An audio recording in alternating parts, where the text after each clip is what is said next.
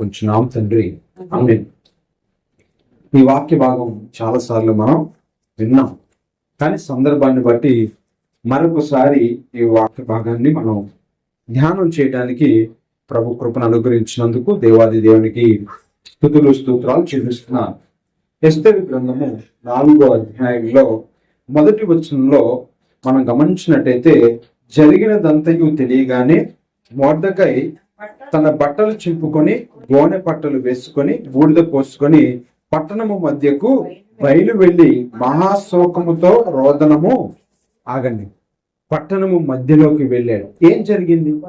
మరి మొర్దెకై అంతగా రోదనం చేసి మహాశోకముతో రోదనం చేయాల్సిన అవసరం ఏంటి?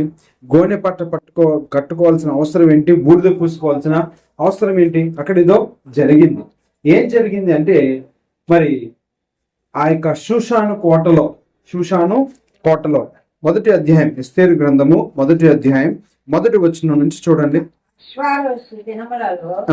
జరిగిన చర్యల వివరము హిందూ దేశం మొదలుకొని రూసు దేశం వరకు 127 సంస్థానములను అహష్వేరోషు ఏలెను.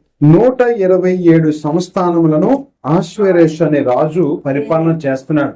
ఈ 127 సంస్థానంలో ఉన్న యూదులందరినీ ఏం చేయాలి? ఇప్పుడు సంహరించాలి, చంపేయాలి. ఇది జరిగింది.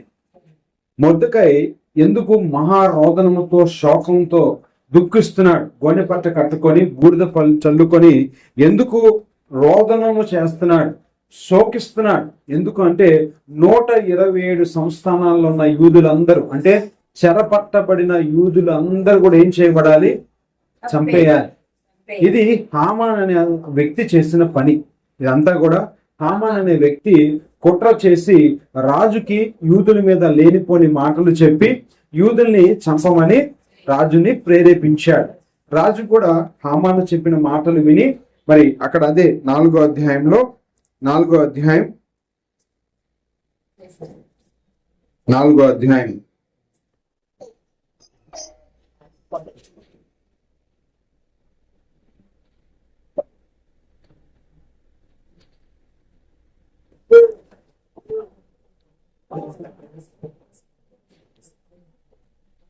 వచనం నుంచి చదవండి. 4వ అధ్యాయంలోని ఏ సంస్థానమునకు వచ్చినో అక్కడనున్న యూదులు ఉపవాసం నుండి మహా దుఃఖములోను ఏడ్పులోను రోదనములోను వెలిగిన వారై అనేకులు గోనెను బూడిదను వేసుకొని పడి ఉంది. ఎస్తేరు యొక్క పనికర్తలను 7వ వచనం చూడండి. మొర్దెకై తనకు సంభవించినదంతయు యూదులను నాశనము చేయుటకు గాను హామాను వారిని బట్టి రాజు ఖజానాకు తూచి ఇచ్చి చెప్పి సొమ్ము మొత్తము ఎంత ఎనిగినో అతనికి తెలిపి ఏం చేశాడు? యూదుల్ని నాశనం చేయడం కోసం, అంటే ఇక భూమి మీద యూదుడు అనేవాడు లేకుండా చేయాలి అని చెప్పి ఆలోచన కలిగి ఉన్నాడు. దానికి కావాల్సిన ఖర్చు ఎంత అవుతుందో అదంతా కూడా ఇవ్వబడింది. తాకీదులు వెళ్ళిపోయినాయి. ఏ సంస్థానాలకి తాకీదులు వెళ్ళిపోయినాయి, సమాచారం వెళ్ళిపోయింది. ఒక తేదీని కూడా నిర్ణయించారు. ఇలాంటి పరిస్థితుల్లో, అంటే ఒక రకంగా చెప్పాలంటే డెత్ సెంటెన్స్, అంటే ఇంకా తీర్పు అయిపోయింది, శిక్ష ఖరారు కూడా అయిపోయింది. శిక్ష ఖరారు అయిపోయింది, ఇంకేం చేస్తాం? తీర్పు ఏమన్నా రావాల్సి వస్తే పోనీ ఈ కోర్టుకు కాకపోతే ఆ కోర్టుకు వెళ్తాం, ఇంకేదైనా చేస్తాం. వినండి, ఇది ఇక్కడ కాకపోతే ఇంకో దగ్గరికి వెళ్తాం సహాయం కోసం. ఏదైనా ఆ పరిస్థితిని బట్టి ఎవరైనా సహాయం చేయగలని ఇక్కడ కాకపోతే అక్కడికి వెళ్తాం. రాజు తీర్పు తీర్చేసాడు, కావాల్సిన ధనం ఇవ్వబడింది, తేదీ నిర్ణయించబడింది, ఇంకా చేసేది ఏమీ లేదు. డెత్ సెంటెన్స్ అయిపోయింది, ఇంకా శిక్షను అమలుపరచడమే. అలాంటి పరిస్థితి. ధనం కూడా ఇచ్చేసాడు, ఖజానాలో ఇచ్చి కొంత ధనాన్ని తీసి ఖర్చు పెట్టడం కోసం ఇచ్చేసాడు. మరి ఇదంతా కూడా ఎస్తేరుకు తెలపబడింది. ఎస్తేరుకు అప్పటికి తెలియదు. తర్వాత మొర్దెకై ఎందుకు అలా ఏడుస్తున్నాడని చెప్పి వివరం కనుక్కోవటానికి మరి పంపించింది. ముందు వస్త్రాలు పంపించింది, ముందు ఆ గోనెపట్ట తీసివేయమని చెప్పు మొర్దెకై అని చెప్తే మొర్దెకై ఎస్తేరుకి వివరం అంతా చెప్పాడు. అప్పుడు ఎస్తేరు ఏం చెప్తుందో చూడండి. 4వ అధ్యాయం 12వ వచనం, వారు ఎస్తేరు యొక్క మాటలు మొర్దెకైకి తెలపగా మొర్దెకై ఎస్తేరుతో ఇట్లు ప్రత్యుత్తరం ఇచ్చి, రాజనగరంలో ఉన్నంత మాత్రము చేత అందరికంటే నీవు తప్పించుకోలేవని నీవు మనస్సులో తలంచుకొని నీవు మనసులో అనుకోవద్దు. ఒకవేళ నువ్వు రాణిగా ఉన్నావేమో, నువ్వు తప్పించుకుంటావేమో, రాజనగరంలో ఉన్నంత మాత్రం నీవు తప్పించుకుంటావేమో, జాగ్రత్త అని చెప్పి ఏమన్నాడంటే 14వ వచనం చదవండి. ఈ మాట మనకు కావాలి. నీవు ఈ సమయమందు ఏమీ మాట్లాడక మౌనముగా ఉన్న ఎడల యూదులకు సహాయమును విడుదలయు మరి ఒక దిక్కు నుండి వచ్చును గాని నీవును నీ తండ్రి ఇంటి వారును నశించుదు. నీవు ఈ సమయమును బట్టి రాజ్యం నాకు వచ్చివేమో ఆలోచించుకొని మరి చెప్పుమని ఏమన్నాడు? ఈ మాట జాగ్రత్తగా చదవండి, వినండి. నీవు ఈ సమయమును బట్టి రాజ్యమునకు వచ్చితివేమో. దేవుని ప్రణాళిక ఎంత గొప్ప ప్రణాళిక ఆలోచన చేయండి. దేవుని ప్రణాళిక ఎంత గొప్ప ప్రణాళిక ఆలోచన చేయండి. మొర్దెకై ఎస్తేరుతో ఏం చెప్తున్నాడు? భవిష్యత్తులో ఈ పరిస్థితి వస్తుందని చెప్పి దేవుడు నిన్ను అక్కడ రాజ్యం దగ్గర రాజ్యానికి రాణిగా చేశాడేమో ఆలోచన చేసుకో. ఈ పరిస్థితి వస్తుందని దేవుడు ముందే తెలిసి నిన్ను ఎక్కడ ఉంచాడు? రాజనగర్లో ఉంచాడేమో. నువ్వు చేయగలిగింది నువ్వు చెయ్యి. నేను రానిది కదా, నేను తప్పించుకుంటానేమో అని నువ్వు అనుకోవద్దు. ఈ సమయమును బట్టి నువ్వు రాజనగర్లో ఉన్నావేమో, అంటే ఇలాంటి పరిస్థితి వస్తుందని చెప్పి దేవుడు నిన్ను ముందు ఎక్కడ ఉంచాడు? ఈ రక్షణ నీకు నాకు ఎందుకు కూడా ఇచ్చాడు తెలుసా? అర్థమవుతుందా? ఈ రక్షణ నీకు నాకు ఎందుకు ఇచ్చాడో తెలుసా? ఇంకా రక్షింపబడిన వారిని రక్షించమని. ఇప్పుడు ఎస్తేరు పని ఏంటి? నశించిపోతున్న యూదులను రక్షించాలి. అందుకే ఎస్తేరుని ఎక్కడ ఉంచాడు? రాజనగర్లో ఉంచాడు. అత్యున్నతమైన స్థానము, రాజు తవరత రాణియే. అలాంటి పరిస్థితుల్లో రాణిని ఉంచాడు ఎస్తేరుని. మరి నిన్ను నన్ను ఈ రక్షణలో ఎందుకు ఉంచాడు తెలుసా? ఈ సమయమును బట్టి నువ్వు రాజనగర్లో ఉన్నావేమో, నశించిపోతున్న యూదుల కొరకు ఎస్తేరుని దేవుడు రాణిగా చేస్తే నశించిపోతున్న ఆత్మల కొరకు దేవుడు నిన్ను రక్షణలోకి నడిపించాడు. నశించిపోతున్న యూదుల కొరకు, మరలా చెప్తున్నాం, నశించిపోతున్న యూదుల కొరకు ఎస్తేరు పరిస్థితి ఏంటి? అభాగ్యురాలు, తల్లిదండ్రులు లేనిది, బాబాయ్ పెంచుకున్నాడు, నానేవారు లేరు, దీన స్థితి. ఎలాంటి స్థితి? దీన స్థితి, కడు దీన స్థితి. అలాంటి స్థితిలో నుండి ఒక 127 సంస్థానములకు రాణిగా చేయబడిందంటే ఎందుకు చేశాడు? ఒక ప్రణాళిక. దేవునికి ఒక ప్రణాళిక ఉంది. దేవుడు ఊరకనే రాణిగా చేయలేదామని, దేవుడు ఊరకనే ఆ స్థానంలో ఉంచలేదు రాణిగా. ఎందుకంటే ఇదిగో భవిష్యత్తులో ఒక అపవాది ఒక ప్రణాళిక చేయబోతున్నాడు. హామాను ద్వారా యూదులను చంపాలనే ప్రణాళికను చేయబోతున్నాడు. ఆ ప్రణాళిక నుండి యూదులను తప్పించడానికి ఎవరు అవసరమవుతున్నారు? ఇప్పుడు ఎస్తేరు. అందుకని ఎస్తేరుని దేవుడు ఎక్కడ ఉంచాడు? షూషాను కోటలో ఉంచాడు. దేవుడు తన ప్రణాళికను జరిగించాలంటే ఆయనే వచ్చి భూమి మీదకి జరిగించడు. ఆయన ఎవరి ద్వారా జరిగిస్తాడు? మనుషుల ద్వారా జరిగిస్తాడు. ఆ దేవుని ప్రణాళికను జరిగించుట కొరకు ఏర్పరచబడ్డావు నీవు. ఇప్పుడు అర్థమవుతుందా? ఎస్తేరుని దేవుడు ఎందుకు ఏర్పాటు చేసుకున్నాడు? ఏమీ లేని ఎస్తేరు, కడు దీనురాలైన ఎస్తేరుని దేవుడు ఎందుకు ఏర్పాటు చేసుకుని సింహాసనం మీద కూర్చోబెట్టాడు? ఒక ప్రణాళిక. ఆయన ప్రణాళిక నెరవేర్చబడాలంటే ఆయనకు ఒక వ్యక్తి. మీకు ఇంకొక మాట కూడా చెప్తా అర్థం అవడం కోసం. యేసు ప్రభు జన్మించాలంటే భూమి మీదకి ఎవరు కావాలి? ఒక కన్యక కావాలి. ఆమెను ఏర్పాటు చేసుకున్నాడు. అంటే ఆయన దేవుడు తన ప్రణాళికను నెరవేర్చుకోవడం కోసం, దేవుడు తన చిత్తాన్ని జరిగించడం కోసం ఎవరు కావాలి? ఒక వ్యక్తి కావాలి. ఇప్పుడు యూదులను, నశించిపోయే యూదులను రక్షించడం కొరకు దేవుడు తన ప్రణాళిక జరిగించాలంటే భూమి మీద ఎవరు కావాలి? ఒక వ్యక్తి కావాలి. నశించిపోయే ఆత్మలను రక్షించుకోవడం కోసం నిన్ను కూడా ఏర్పాటు చేస్తున్నాడు, నన్ను ఏర్పాటు చేసుకున్నాడు. మరి ఆయన చిత్తాన్ని నువ్వు జరిగిస్తున్నావా? నశించిపోతున్న యూదుల కొరకు ఎస్తేరు ఉంది. నశించిపోతున్న ప్రపంచ మానవాళి కొరకు దేవుడు మరియని ఏర్పాటు చేసుకున్నాడు ఆయన ఈ భూమి మీదకి రావడానికి. నశించిపోతున్న యూదుల్ని రక్షించుకోవడం కోసం ఎస్తేరు ఉంది. అమ్మ వింటున్నారా? నశించిపోతున్న యూదుని రక్షించడం కోసం ఎస్తేరు ఉంది. నశించిపోతున్న ఆత్మల కోసం, నశించిపోతున్న నా కోసం మరియని ఎంచుకున్నాడు ఆయన భూమి మీదకి రావడానికి. మరి నశించిపోతున్న ఆత్మల కొరకు నిన్ను నన్ను ఎంచుకుంటే మరి అది జరుగుతుందా? అందుకే అక్కడ మొద్దుకాయ ఏమంటున్నాడు, ఈ సమయమును బట్టియే 14 వచనం చదవండి. ఈ సమయమును బట్టియే రాజ్యమునకు వచ్చితిమేమో ఆలోచించుకోనమని మాట్లాడక మౌనంగా ఉన్నాయి కదా. అయిపోయింది అదంతా. ఈ సమయమును బట్టియే రాజ్యమునకు వచ్చితివేమో ఆలోచించుకోనమని ఎస్తేరుకి చెప్పమన్నాడు. నువ్వు రాజ్యనగరంలో ఉన్నంత మాత్రం నువ్వు తప్పించుకుంటావేమో అనుకోవద్దు.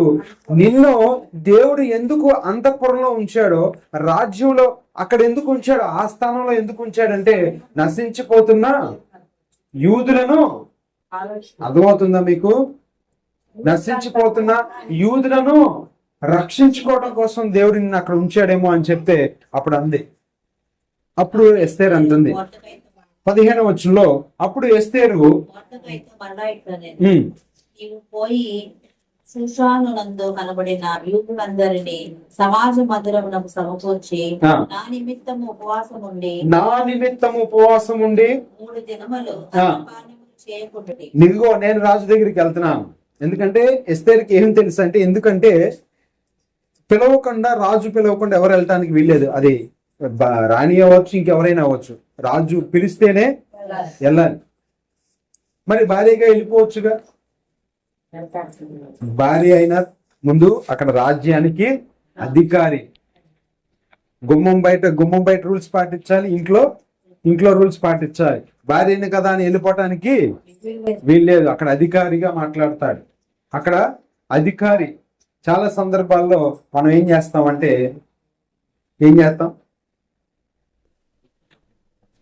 చెప్పండి. యేసు ప్రభు వారి దగ్గరికి మరియ గారును, అంటే ఆయన తల్లి, ఆయన శిష్యులు వచ్చారు. ఆయన పెద్ద ప్రసంగం చేస్తున్నారు. శిష్యులు చెప్పారు, అయ్యా నీ తల్లియు నీ సహోదరులు వచ్చారు అన్నాడు. అప్పుడు ఏమన్నాడు? తల్లి కదా, వెంటనే పిలవండి అని అన్నాడా? ఎవరు నా తల్లి? అక్కడ ఆయన బోధకుడుగా ఉన్నాడు, తర్వాత ఆయన కుమారుడుగా ఉంటాడు. ఎక్కడ ఎవరికి ఏ విలువ ఇవ్వాలో ఆ విలువ ఇవ్వాలి, నేర్చుకోవాలి. అమ్మా వినండి, ఎక్కడ ఎవరికి ఏ విలువ ఇవ్వాలో. నా భర్త కదా అని అహశ్వేరోషుడి దగ్గరికి వెళ్తే వెళ్ళలేదా? చెప్పండి. అక్కడ రాజుగా ఉన్నాడు, అధికారిగా ఉన్నాడు, రాజ్యానికి అధికారి. ఆ రాజమందిరంలో ఉన్నప్పుడు భార్యగా వెళ్ళటానికి, ఎందుకంటే అక్కడ రాజు అధికారి. నా భర్త కదా అని ఎలా పడతాడు వెళ్ళిపోయింది అనుకోండి, వీల్లేదు. అక్కడ ఆయన దేశానికి రాజు, ఆయన అధికారి. ఆ విలువ అక్కడ ఇవ్వాలి. ఇంటికి వచ్చిన తర్వాత అప్పుడు ఆయన భర్తగా ఆయన ఇంట్లో ఉంటాడు. బయట ఉన్నప్పుడు ఆయన అధికారి. అర్థమవుతుందా?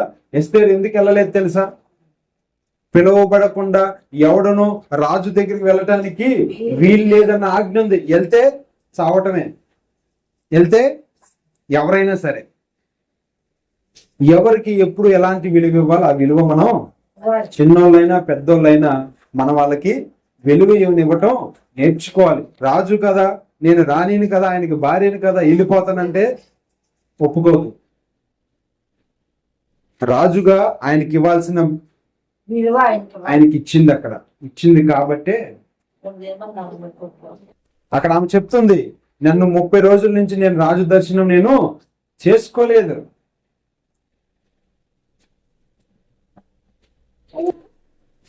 మొర్దెకైతో చెప్తుంది, ఇదిగో రాజాజ్ఞ లేకుండా నేను వెళ్ళటానికి, రాజు పిలవకుండా వెళ్ళటానికి వీల్లేదు. వెళ్తే చచ్చిపోతానన్న ఆజ్ఞ కూడా ఉంది. అయినా సరే నేను తెగించి ఏం చేస్తానంటుంది, ఇప్పుడు రాజు దగ్గరికి వెళ్తాను.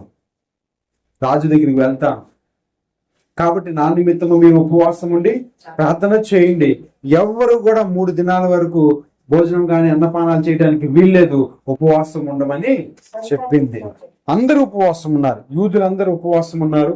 ఎస్తేరు కూడా ఉపవాసము ఉన్నట్టుగా మనం చూస్తున్నాం. ఇంతకు ముందు ఎస్తేరుకి ఈ భారం లేదు. 4వ అధ్యాయం 1వ వచనం నుంచి మీకు కావాలంటే తర్వాత చదవండి. మొర్దెకై ఎప్పుడైతే 4వ అధ్యాయం 1వ వచనంలో గోనె పట్ట కట్టుకొని బూడిద పోసుకొని రోదనం శోకం చేస్తున్నాడు పట్టణంలోకి, ఎస్తేరుకి విషయం అర్థం కాక కొత్త బట్టలు పంపించింది. ఆ గోనె పట్ట తీసేసి ఇదిగో ఈ కొత్త బట్టలు కట్టుకోమని. ఆ 2-3 వచనాల తర్వాత చదవండి కావాలంటే. ఎస్తేరుకి అర్థం కాల. మొర్దెకై యొక్క ఆ యొక్క తనలో ఉన్న వేదన ఏంటో అర్థం కాల. మొర్దెకై ఎందుకు అలా రోదనం చేస్తున్నాడు, శోకంతో ఏడుస్తున్నాడో ఎవరికి అర్థం కాల? ఎస్తేరుకి అర్థం కాల. తర్వాత ఎస్తేరుకి విషయం చెప్పిన తర్వాత అప్పుడు ఆమె ఏం చేసింది? తెగించింది. అప్పుడు వచ్చింది భారం. అప్పుడు నశించిపోతున్న నా ప్రజల కొరకు, నిజమే కదా, నేను ఒకప్పుడు కడుదీన స్థితిరాలు నాది, నేను ఏమీ లేని దాన్ని బాబాయ్ పెంచుకున్నాడు, ఎవరు లేరు ముందు వెనక, అయినా దేవుడు నన్ను ఈ స్థానంలో ఉంచాడంటే ఇదిగో ఆయనకి నా మీద ఒక ప్రణాళిక ఉంది. మరి మనందరి మీద కూడా దేవునికి ఒక ఉంది. కాబట్టి నీవు నేను రక్షణలోకి వచ్చాం. దేవుడు ఊరకనే మనల్ని రక్షణలోకి నడిపించలే. నిన్ను నన్ను దేవుడు రక్షించుకుంది దేనికోసం అంటే నీ ద్వారా నశించిపోతున్న కొంతమంది అయినా రక్షణ పొందాలి. మన ద్వారా నశించిపోతున్న మన కుటుంబీకులు కొంతమంది. ఎస్తేరుకు కూడా ఆ భారం లేదు మొదట్లో. ఎందుకు ఆ మొర్దెకై పిచ్చి పట్టణంలాగా ఏడుతున్నాడు, ఇదిగో రోడ్డు మీద నుంచోని, నడి సెంటర్లో నుంచోని, ఇదిగో ఈ కొత్త బట్టలు కట్టుకోమని చెప్పి బట్టలు పంపించింది. అప్పుడు మొర్దెకై చెప్పాడు, అమ్మా ఇది సంగతి, నువ్వు అక్కడ ఉన్నావు, నీకేం తెలియట్లేదు, నువ్వు కోటలో ఉన్నావు, షూషాన్ కోటలో ఉన్నావు, నీకేం అర్థం కావట్లా, ఇదిగో ఇది సంగతి అని చెప్పినప్పుడు అప్పుడు చెప్తుంది, ఇదిగో నేను రాజాజ్ఞ ఇలా ఉన్నప్పటికీ కూడా పిలవబడకుండా పురుషుడే గాని స్త్రీయే గాని రాజు ముందుకెళ్తే రాజు చంపేస్తాడు, అది ఆజ్ఞ. రాజు దండము ఎవరి వైపు చూపిస్తాడు వాళ్ళని బ్రతకనిస్తాడు, మిగతా ఎవరైనా చంపేస్తాడు, అది ఆజ్ఞ. అయినా సరే నేను నా ప్రాణాలు తెగించి. ఇప్పుడు వచ్చింది ఎస్తేరుకి భారం. ఏ భారం? నశించిపోతున్న తన జనులను రక్షించుకోవాలన్న భారం ఇప్పుడు వచ్చింది. ఇప్పుడు వెళ్ళి ఉపవాసం ఉంటుంది.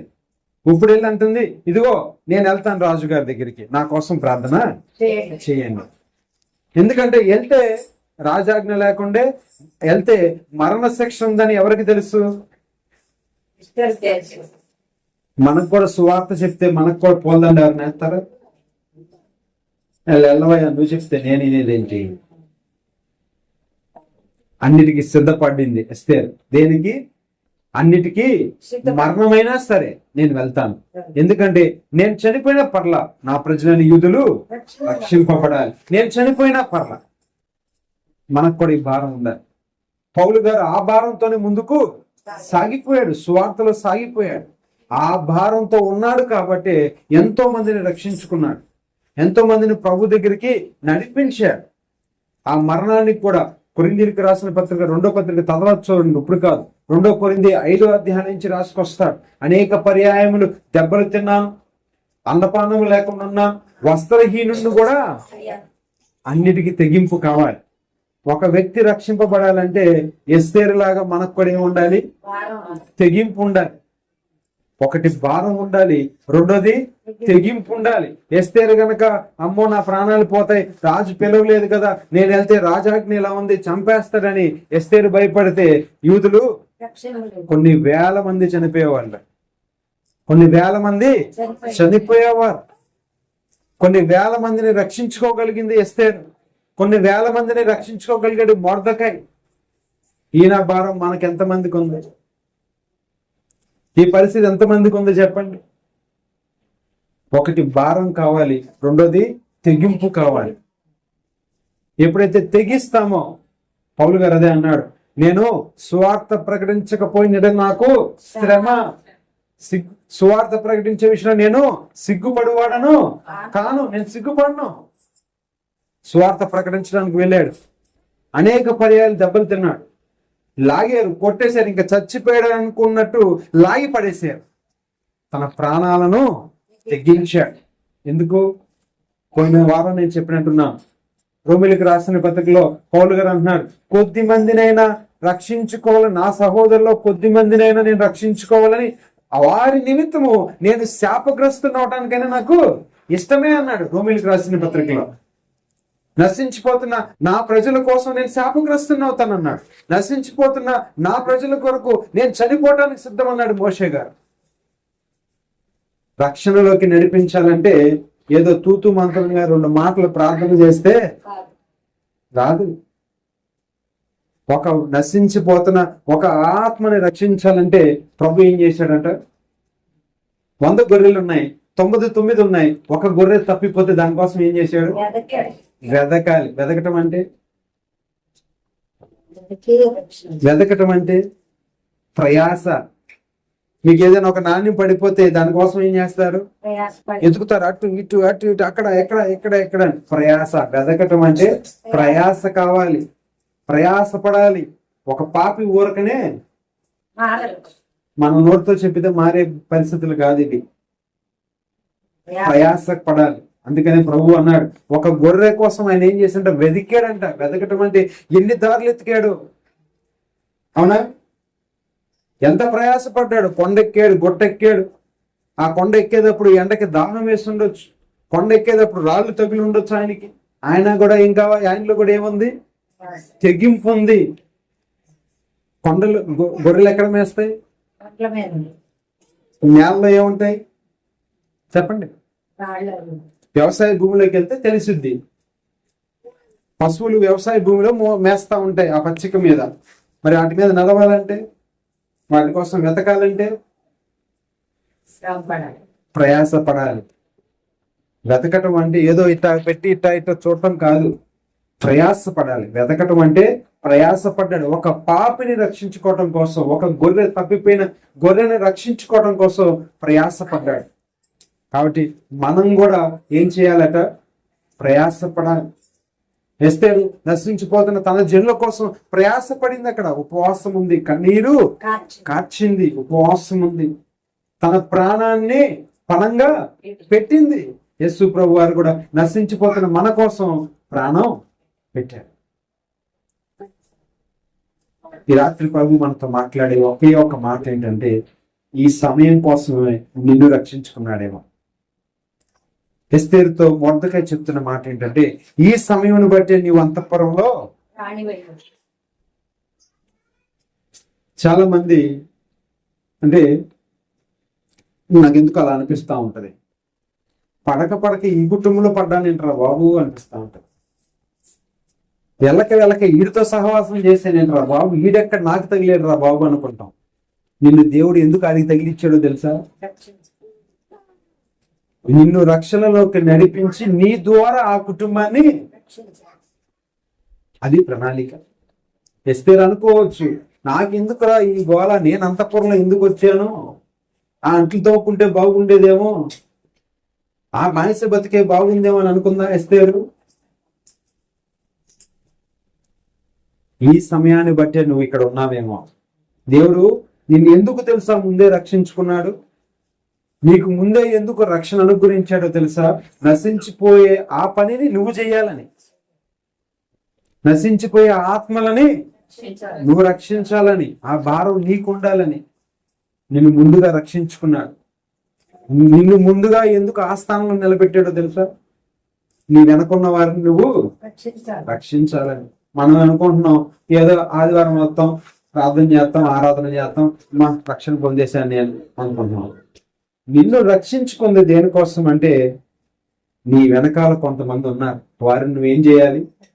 రక్షించాలి. అది భారం. ఎస్తేరు చెప్తుంది, ఎస్తేరుతో మొర్దెకై చెప్తున్నాడు, ఈ సమయమును బట్టియే. ఇంకా మనకి సమయం మించిపోలా. ఇంకా దేవుడు కొంత సమయం ఇచ్చాడు మనకి. మనం ఇప్పుడు ఏం చేయాలి? నశించిపోయే ఆత్మలను మనం రక్షించాలి. గోళ్ళు పిలుపుకోవడానికి కాదు మనకి దేవుడు రక్షించింది. ఏదో ఆదివారం వచ్చేసి మనం ఆరాధన చేసేసేసి ఏదో మిగతా రోజుల్లో ఏదో మనకి సమయం ఉన్న దాన్ని బట్టి కాదు. ఎందుకు కాదు? దేవుడు నిన్ను నన్ను నువ్వు ఆ కుటుంబంలోకి ఎందుకు వెళ్ళావు, లేదా ఈ కుటుంబంలోకి ఎందుకు వచ్చావు, నువ్వు వారితో ఎందుకు సహవాసం చేసావు, వారిని దేవుడు నీకుతో ఎందుకు పరిచయం చేశాడంటే వారిని దేవుడు నీ ద్వారా రక్షించుకోవాలని. అందుకే అన్నాడు, మీరు లోకమునకు వెలుగై ఉన్నారు. దేవుడు మనల్ని ఎందుకు వెలిగించాడు? ఒకప్పుడు మనం కూడా ఎక్కడున్నాం? చీకట్లో ఉన్నాం. ఒకప్పుడు మనం కూడా అంధకారంలో ఉన్నాం, పాపంలో ఉన్నాం. ఆయన వెలుగై ఉండి ఆ వెలుగును నీకు నాకు ఎందుకు ఇచ్చాడు? మనల్ని వెలుగుగా ఎందుకు చేశాడంటే ఈ లోకంలో మనం ఎలా ఉండాలని ఆ వెలుగు మనకి ఇచ్చింది. అందుకే ప్రభువు లేచిన ఆ రాత్రి, ఆ ఈస్టర్ తెల్లవారుజామున ఏం చేస్తాం? క్యాండిల్ పెట్టుకొని వెలిగిస్తా ఉంటాం. క్యాండిల్ వెలిగించడం కాదు, వెలుగుగా ఉన్న మనం ఇంకొకరు వెలిగించాలని. ఏం చేస్తాం? ఈస్టర్ తెల్లారి రోజు లేచినాడురా అని పాట పాడతాం వెలిగించుకొని క్యాండిల్ వెలుగు వెలిగించడం కాదు, నీ వెలుగు ద్వారా ఇంకొకటి ఏం చేయబడాలి? వెలగబడాలి. దేవుడు నిన్ను వెలుగుగా చేసింది ఎందుకంటే నీ వెలుగు ఇంకొకరి మీద పడాలి, వాడు వెలిగింపబడాలి, ఆ కుటుంబం వెలిగింపబడాలి. అందుకు నిన్ను నన్ను రక్షించుకుంది.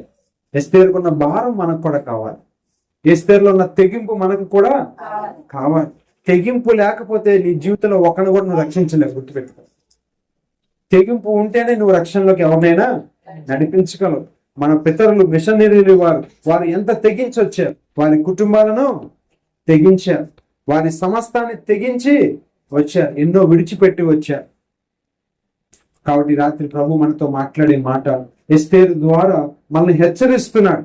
ఈ సమయం బట్టే నీవు ఏ సమయం కోసం?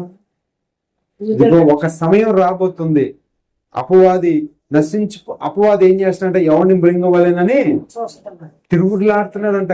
గర్జించు సింహం వలె తిరుగులాడుతున్నాడు. మరి నశించిపోతున్న వారి కోసం మనం ఎంత భారం కలిగి ఉన్నాం, ఎంత తెగింపు కలిగి ఉన్నాం. ఆ తెగింపు లేకపోతే ఒక వ్యక్తిని కూడా ప్రభు దగ్గరికి మనం ఏం చేయలేం, నడిపించలేం. దేవుడు రేపు లెక్క అడుగుతాడు, గుర్తుపెట్టుకోండి. నీ ద్వారా నువ్వు దేవుడు ఎంతమందిని రక్షించావు? 5 తలాంతులు ఇస్తే ఏం చేశాడు వాడు? 4 తలాంతులు ఇచ్చిన వాడు ఏం చేశాడు? 1 తలాంతు ఇచ్చిన వ్యక్తి ఏం చేశాడు? జాగ్రత్త, నీకు దేవుడు 1 తలాంతు ఇచ్చాడు. ఆ తలాంతు ద్వారా నీవు కూడా ఏం చేయాలి? దేవునికి మహిమ కలిగేలాగా చేయాలి. మాటలు ముగిస్తున్నాం.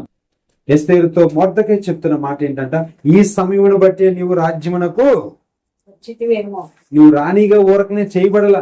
దేవుడు ఊరకనే నిన్ను రాణిగా చేయలా. ఎందుకు చేశాడు? తన నశించిపోతున్న తన బిడ్డలను రక్షించుకోవటానికి కోసం. ఎవరి ద్వారా రక్షణ పొందాలి ఇప్పుడు? ఎస్తేరు ద్వారా. ఎస్తేరు వెళ్ళింది రాజు దగ్గరికి, ఉపవాసం ఉండి కన్నీరు కార్చి దుఃఖముతో మరి రాజు సన్నిధికి వెళ్ళినప్పుడు రాజుకి ఏం కలిగింది? చూడంగానే ఎస్తేరు మీద దయ కలిగింది. వెంటనే ఏం కావాలని అడిగాడు. సగం రాజ్యం కావాలా? ఇచ్చేస్తానన్నాడు. అప్పుడు ఎస్తేరు అందయ్యా ఏం వద్దు, నశించిపోతున్నారు నా ప్రజలు, వారిని మాత్రం నేను రక్షించుకోవాలంది. నిజంగా ఒక శాసనం తయారు చేయబడితే, ఇప్పుడైతే శాసనాలు మారుస్తున్నారు, అంబేద్కర్ గారు రాసిన ఎప్పుడు మళ్ళీ తిరగ రాస్తున్నారు, అవి పాత అయిపోయినాయి కానీ రాజుల కాలంలో ఒక శాసనం తయారు చేస్తే ఇంకా రాజు వల్ల కూడా రద్దు చేసే అధికారం రాజుకే లేదు. కానీ ఎస్తేరు ప్రార్థన, వారందరి ప్రార్థన, రాజు ఏం చేశాడంటే ఉంగరం తీసిచ్చి నీ ఇష్టం వచ్చింది చేసుకో అని చెప్పాడు. మీకు ఎలా కావాలంటే అలాగా శాసనాలని మార్చుకోండి అన్నాడు. దేవుడు ఎంత మంచి మనసు ఇచ్చాడు చూడండి. ప్రార్థన శాసనాలను ఏం చేస్తుంది? తీర్పులు కూడా మారుస్తుంది. ఏం చేస్తుంది? ప్రార్థన శాసనాలను మారుస్తుంది, లాని మారుస్తుంది, చట్టాన్ని మారుస్తుంది. ప్రార్థనకున్న శక్తి అది, గుర్తుపెట్టుకోండి. ప్రార్థనకున్న శక్తి ఏంటంట? మనుషుల్ని మార్చగలదు, రాజ్యాలను మార్చగలదు, రాజ్యాంగాన్ని మార్చగలదు, సెక్షన్స్ ని మార్చగలదు. ప్రార్థనలో అంత శక్తి ఉంది. రాజు అన్నాడు మాట, కావాలంటే మీకు తర్వాత చదువుకోండి. ఉంగరం తీసిచ్చి ఇదిగో మీకు ఇష్టం వచ్చినట్టు చేసుకోండి. ఏమి లేదు, వాస్తవానికైతే రాజు ఉంగరపు ముద్ర వేసింది, మళ్ళీ రాజు కూడా మార్చడానికి. అలాంటిది ప్రార్థన ఏం చేసింది? అంతే. నీ జీవితంలో ఏదైనప్పటికీ, నా జీవితంలో ఏదైనప్పటికీ కూడా శాసనాలను సైతం మార్చగలిగిన శక్తి ఎవరికి ఉంది?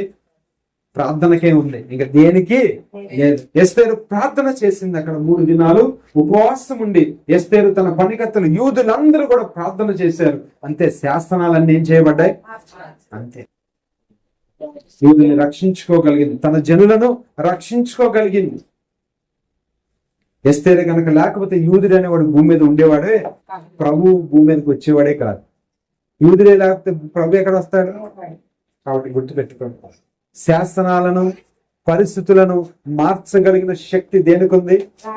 ప్రార్థనకే ఉంది. అది ఒకటి చేయగలిగితే చాలు, మన జీవితాలు మన పరిస్థితులన్నీ మారుతాయి. అట్టి కృప దేవుడు మనందరికి అనుగ్రహించును గాక.